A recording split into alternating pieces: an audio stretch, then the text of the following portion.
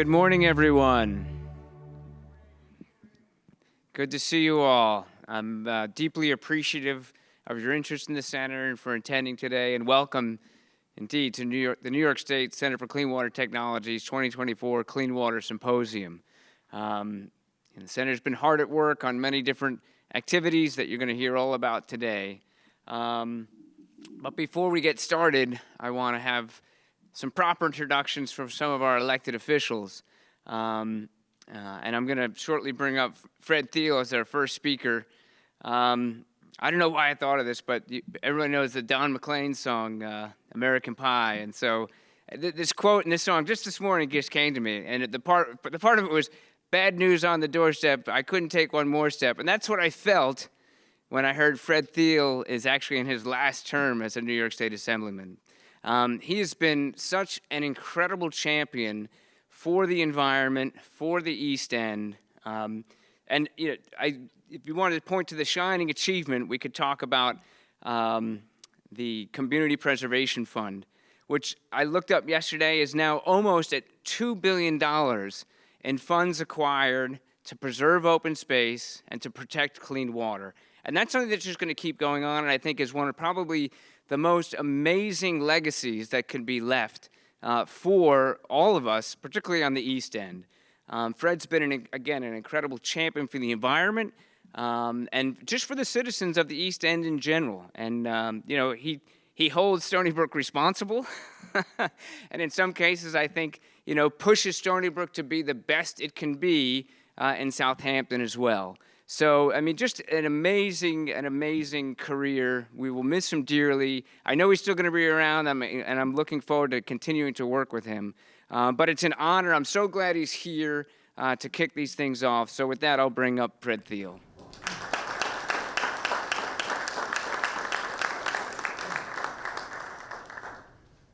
Thank you. And just to clarify, I'm retiring from the Assembly. I'm not leaving the planet. So.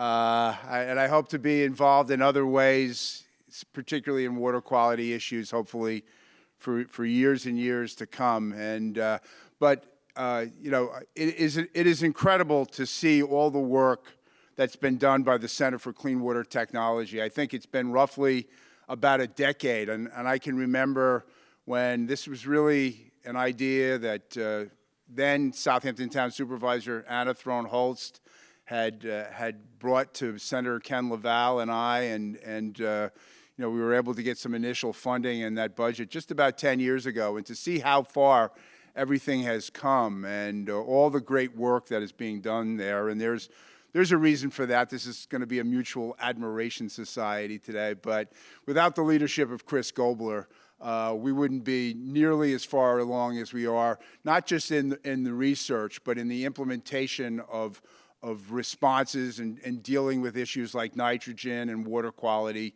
and reversing the trend of declining water quality. And I just want to thank Chris for all the great work that he's done. And in my few minutes here today, I just want to a little bit tell you, it's supposed to be the last day, and Senator Matera is here. It's supposed to be our last day in Albany was last Saturday. I have the feeling we might be going back, but the last day of the regular session, and it always gives me the opportunity to, I'm back home. It always reminds me of what my two most favorite sites are in my life. One is I live in Sag Harbor. It's Sunset on Long Beach, and I walk along there all the time, and being able to see the sunset in Noyak Bay on Long Beach. And the second is Albany in my rearview mirror. But I say that, but at this point, I'm pretty close to the last time I'll be seeing Albany in my rearview mirror. But we did accomplish some great things, I think, in Albany this year for the environment, for water quality, and I would put at the top of that list the Suffolk County Water Restoration Fund that passed both houses of the legislature. The governor was out a couple of weeks ago to sign that bill. And I want to take the opportunity to thank Peter Scully, who is out of public service for the moment. He beat me to it. He's a little smarter than I am. But all the work that Peter Scully did in his role in county government First of all, to put that sub-watershed plan together, get it adopted by the county, and to come up with a method for implementing it. We really owe a debt of gratitude also to Peter Scully.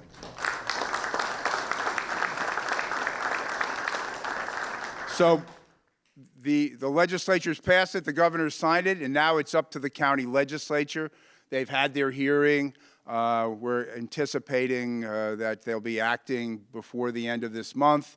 And I want to thank our county executive, Ed Romaine. You know, we worked together at the beginning of this year to come up with a bipartisan consensus approach to get this on the ballot, and hopefully voters this November will have the opportunity to vote for this. It will allow for the consolidation of all the county sewer districts. It will create a dedicated funding source that is going to generate billions of dollars between now and 2060 for wastewater treatment, whether it be out east where we have more of individual septic systems, or up west, or in central business districts, even out east, where we need better and more sewage treatment technology.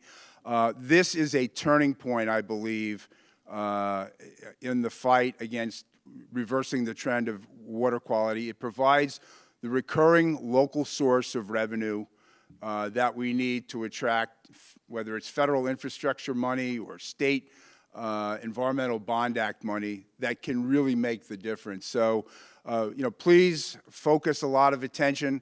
You know, this doesn't happen unless people vote for it this November.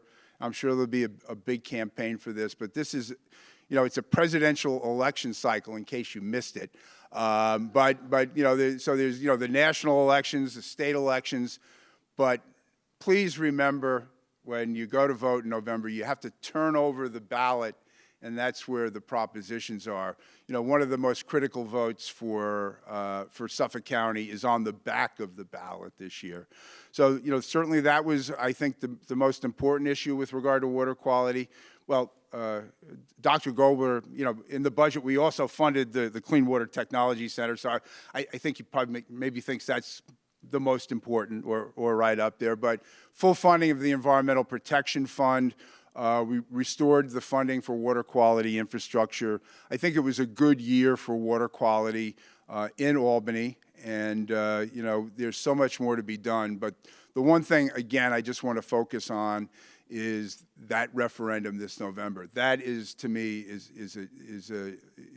a difference maker and a game changer for Suffolk County. So I've looked at the program for today, and I'm the only thing between you or maybe some of the other electeds in getting to that program. When I look at the program, it reminds me why the only science I took in college was political science. But I wish you a good day and look forward to continuing to work with you, not just as an elected, but on water quality for a long time to come. Thank you.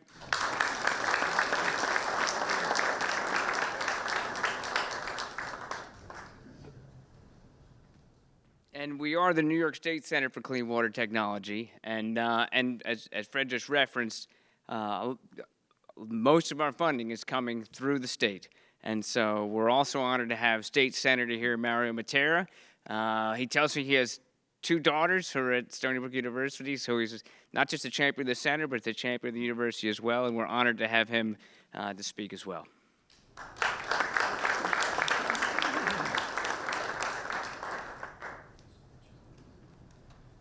Good morning, everybody. How is everybody this morning? Wow, you guys don't sound so thrilled. But we should be thrilled about, especially caring about our precious water supply, our precious natural resource that's so important to all of us every day. Somebody that, and I thank you so much, Professor, for letting me speak here today. And, you know, to our assemblyman, I just wanted, you know, just say a couple words saying thank you so much for you being a champion for all these years. I know you're not going to go away because, you know what, there's something that's in your heart, and I appreciate you very much all the years that you've been spending up in Albany and driving up back and forth. Trust me, my last 4 years has been very interesting. I just don't know how you guys did this all those years. And to my good friend Peter Scully, you know, he's the czar of, you know, of clean water. He's somebody that cares so much about making sure that we Suffolk County, which is still only 25 to 30% only sewered, I think, if I'm saying that correct. Is it close to 30% now? And it's just not enough. We need to make sure that we invest in our infrastructure. That's key. You know, when I speak all the time about, you know, infrastructure and you talk about sewage treatment plants, people like look at you like, really, I really don't want to talk about this. But no, it's not the sexiest topic, but it's the most important topic that we need to make sure that we invest in. And somebody that sat on Suffolk County Water Authority for 6 years was very, very important to me. Tom, I know Tom's here from Suffolk County Water Authority here today, and they care.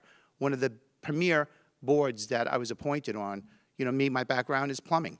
So there I am, I'm a master plumber. So you sit there and say, Suffolk County Water Authority, plumbing, it was something important to me, especially that we worked on the AOP systems to take out the contaminants with the PFASs and the 1,4-dioxanes and stuff, you know, and these contaminants that you know, are hurting our lives. But you know, one thing about Suffolk County Water Authority, they're leading the way. They do an amazing job. You know, anybody needs to get a chance to go to HOPOG and go to the education center. You really need to do this, and our children need to understand how important this is and where our water comes from. Our water comes from the ground. Where it comes from and how important this is. Everybody thinks, yeah, okay, you open up the faucet. They have no idea how this works. But you know, every day, that things getting flushed down. Okay, this is our drinking water. So we need to make sure that we invest in our infrastructure. You know, we're looking outside today with the IA systems, very, very important for our future. And that's Peter Scully, again, being the champion on that, to say, what could we do to sewer our residential homes for the future? You have to replace your cesspools. I know, again, it's not the sexiest topic, but it's the most important topic. We're made 80% out of water. It's very, very important to us that, in other words, we have the cleanest water in the state of New York. So, you know, another issue also, too, is like with our big projects, with, you know, Riverhead. We have an MBR, which is a very important sewage treatment plant in Riverhead. That is the state of the art, in my eyes. As an MBR, it takes out all of everything. It was amazing how they went and had the water tested in a testing lab in Pennsylvania. And they came back and they're like, please, you need to go back. You need to go and retest this again because this can't be this clean. That's how clean that sewage treatment plant is in Riverhead when it came back with the test results. And that's something that, in other words, a project just like Heartland coming up moving forward, that needs to have its own state-of-the-art sewage treatment plant to replenish our aquifer. We don't need to have 2.5 million gallons a day being pumped out 3 miles out to the ocean. We need to make sure we replenish our precious aquifers. So this is something important to me. I really appreciate Stony Brook always leading the way, making sure that we have, you know, these kind of symposiums, and to make sure that people understand how important this is to move forward, and to make sure we have the cleanest cleanest water for all of our residents of Suffolk County to be moving forward. And I just appreciate being here. Again, have a great day, and let's see moving forward. Thank you so much.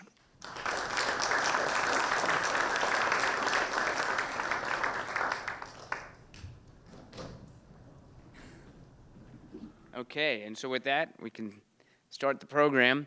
For those of you who don't know, the mission of the center is to harness science to engineer clean water solutions for the protection of public health and the environment in New York State and beyond. And we have somewhat of a unique situation here at the center, with an ultra focus on water from essentially throughout the entire water cycle. Many of you have probably heard me speak before, or some of you maybe have heard me say that all of Long Island is a watershed, and therefore all of the water that's falling on Long Island has a double importance. You know, firstly, it's recharging that aquifer, and as it does that, that water is then moving through the aquifer, discharging the surface waters, and affecting all of our coastal ecosystems, and that's really important. You know, our surface waters are a critical part of our economy and our way of life here in Long Island. But perhaps even more important than that would be the fact that the water that's recharging into our groundwater is our sole source aquifer. That's what we're drinking.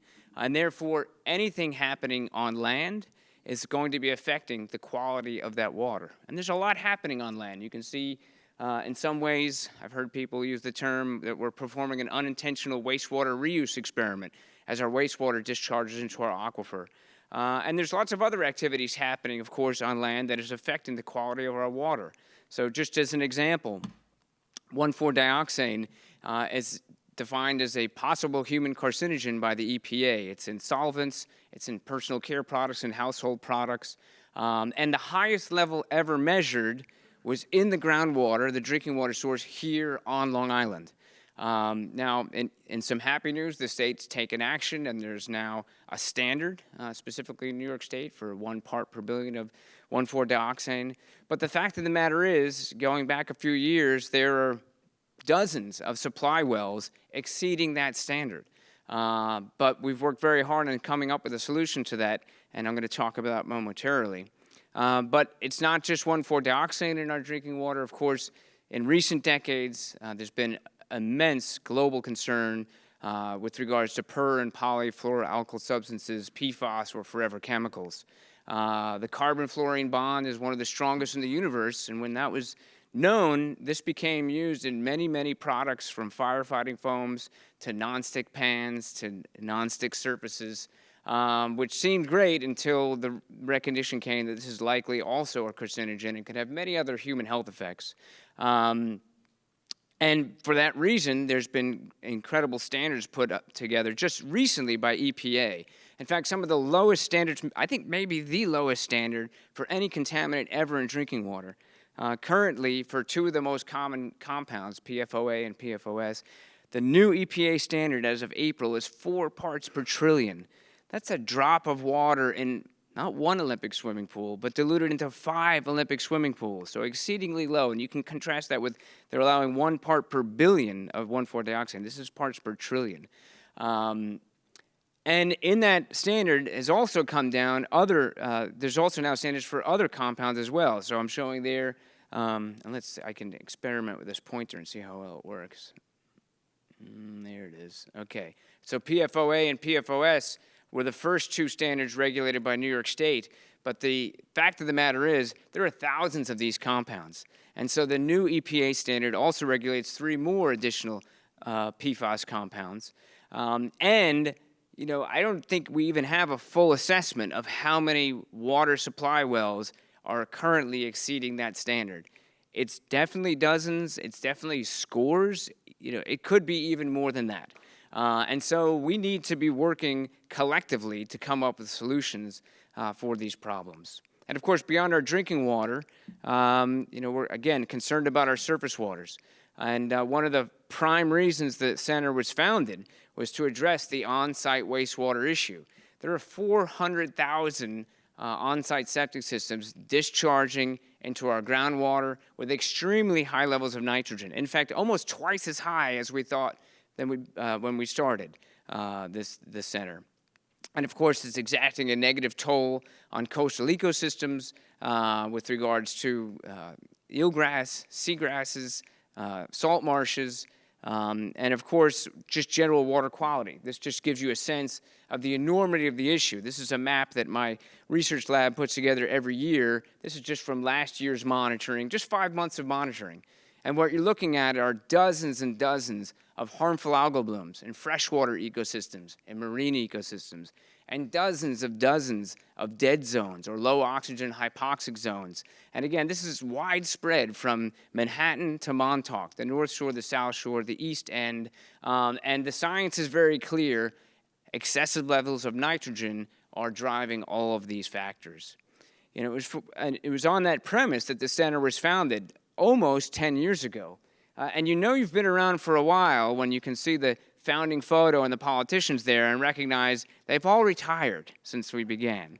But that's fine, because really the center is built on our partnerships. You know, we have an incredibly strong partnership with the DEC and with the Department of Health at the state level. And they're providing us with our funding, but also our guidance and our direction, and identifying what are the most pressing problems for New York State and how can we address them. And of course, we have incredibly strong ties with Suffolk County and even Nassau County and many of the towns and many, many other municipalities not listed here, including those upstate. And it's really these partnerships, both the public ones and even private partnerships, that have helped us in coming up with solutions for the problems we've been addressing. Very briefly, if you don't know, the center represents more than 35 people across 5 academic units at Stony Brook University, including civil engineering, chemical engineering, chemistry, the School of Marine and Atmospheric Sciences, and even the medical school. We have 10 affiliated faculty across these departments. We've got 10 research scientists, PhD level research scientists within the center, and 10 graduate students working towards their PhD and master's degrees. And very briefly, you'll hear a lot today about what the center's up to. I'll just highlight a few things, some of which you won't get to hear about. In fact, one of the first things we worked on was 1,4-dioxane. And we're very proud of the pilot project we put together where we worked with 4 different water suppliers using 4 different advanced oxidation technologies, both in Nassau County and in Suffolk County, and actually identified the process that's going to be most effective and is most effective at getting that compound almost virtually out of the water supply, and importantly, doing so without creating what we call disinfection byproducts that could create a second environmental problem. You're going to hear today about our nitrogen-removing biofilters. We're very proud of these systems. The effluent coming out of these systems is lower than any other system tested in Suffolk County. And beyond that, we've also tested and recognized that this device, this on-site septic system, removes more than 24 different pharmaceuticals, drugs, personal care products, and even solvents like 1,4-dioxane to a level lower than you'd get out of some of the best sewage treatment plants in the country. You also hear today about U.S. patents that we've obtained, and patents pending, and provisional patents for the technologies we've developed for both removing contaminants out of water, but also measuring contaminants within water. And you're also going to hear about dozens of discoveries and technologies we've developed for removing nitrogen and phosphorus and 1,4-dioxane and PFAS. We've gotten a lot of support from the state, but we've also gotten millions of dollars from external sources, federal and local, to support the research that we're doing and support our discoveries. And we hold ourselves to the highest standard possible in academia, and that is all the work we're doing is being published in peer-reviewed journals, international peer-reviewed journals. We've published more than 50 of these papers since 2019, and the important thing here is that, so we're coming up with local solutions, but we're addressing global problems, and these discoveries we're making have global implications, and that's what those peer-reviewed publications are telling us. So with that, we're ready to move on to the program. We're going to be talking about wastewater, removing contaminants within water, and also at PFAS. We have some amazing external speakers. We have a poster session going on. If you didn't get to see it this morning, please go at lunch. You know, we don't even have time to cover all the topics we're going to have. We're doing a lot on, for example, wastewater epidemiology. There's posters on that, and deeper dives into all the other science that we're doing. And for all the major 3 sections, we're essentially splitting it up such that we're going to have an external speaker, we'll have our internal speakers, we're going to have a speaker from a state or local agency, and then we'll have a panel discussion where people will be able to ask questions. So if you do have questions, we're not going to take them during the presentations, but we will have a chance at the end of the session.